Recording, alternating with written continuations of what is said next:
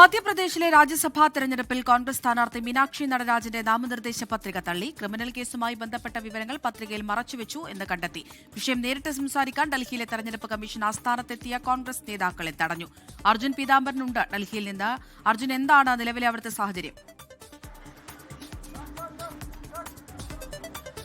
ഇപ്പോഴും കോൺഗ്രസ് നേതാക്കൾ തെരഞ്ഞെടുപ്പ് കമ്മീഷൻ ആസ്ഥാനത്തിനകത്തേക്ക് പ്രവേശിക്കാൻ സാധിക്കാതെ നിലവിൽ പുറത്ത്, പ്രധാന കവാടത്തിന് പുറത്ത് കാത്തിരിക്കുന്ന ആ ഒരു ദൃശ്യങ്ങൾ തന്നെ നമുക്ക് കാണാൻ സാധിക്കും. അവിടെ കോൺഗ്രസ് നേതാക്കളും CASFും തമ്മിൽ തർക്കങ്ങൾ ഉടലെടുത്തിട്ടുണ്ട്. അതായത് ഇത്തരത്തിൽ അപേക്ഷ മുൻകൂട്ടി നൽകിയിട്ടില്ല എന്നുള്ള കാര്യം കാണിച്ചുകൊണ്ടാണ് CASF ഇവരെ അകത്തേക്ക് പ്രവേശിപ്പിക്കാൻ അനുവദിക്കാതിരുന്നത്. എന്നാൽ നേരത്തെ കൂട്ടി തന്നെ അപേക്ഷ തയ്യാറാക്കിയിരുന്നു. അതാണ് ഇപ്പോൾ ഈ കോൺഗ്രസ് പ്രതിനിധി സംഘത്തിലെ ഒരാൾ എടുത്തി കാണിക്കുന്നത്.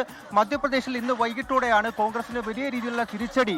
അത് സ്ഥാനാർത്ഥി പത്രിക തള്ളിക്കൊണ്ട്, മീനാക്ഷി നടരാജന്റെ സ്ഥാനാർത്ഥി പത്രിക തള്ളിക്കൊണ്ട് ഉണ്ടായത്. മാത്രമല്ല മധ്യപ്രദേശിൽ BJPക്ക് 3 സ്ഥാനാർത്ഥികളുണ്ട്. അതായത് ഒരു അട്ടിമറി വിജയം BJPക്ക് അവിടെ 3 സീറ്റുകളിലും നേടാൻ സാധിക്കുന്ന ഒരു അവസ്ഥയിലേക്കാണ് പോയിരിക്കുന്നത്. മാത്രമല്ല അവിടെ മധ്യപ്രദേശിൽ 48 MLAമാരാണ് കോൺഗ്രസിനുള്ളത്. കോൺഗ്രസിന് ഒരു സ്ഥാനാർത്ഥിയെ രാജ്യസഭയിലേക്ക് വിജയിപ്പിച്ചെടുക്കാൻ സാധിക്കുമായിരുന്നു. എന്നാൽ ആ ഒരു അവസ്ഥയാണ് ഇപ്പോൾ ഇല്ലാതായിരിക്കുന്നത്. ഈ ഒരു സ്ഥാനാർത്ഥിത്വം തള്ളിയതിന് പിന്നാലെ ഇന്ന് രാവിലെ ഒരു അട്ടിമറി സംശയത്തിൽ 48 MLAമാരെയും കോൺഗ്രസ് ബാംഗ്ലൂരിലേക്ക്, കർണാടകയിലേക്ക് മാറ്റിയിരുന്നു.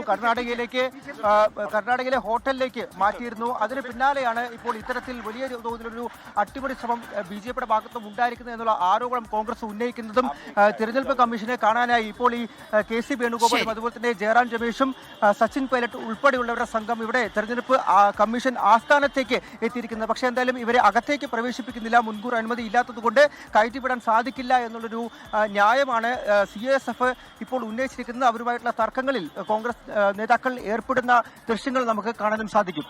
ശരി, അർജുൻ പീതാംബരനാണ് ഡൽഹിയിൽ നിന്ന് വിവരങ്ങൾ നൽകിയത്.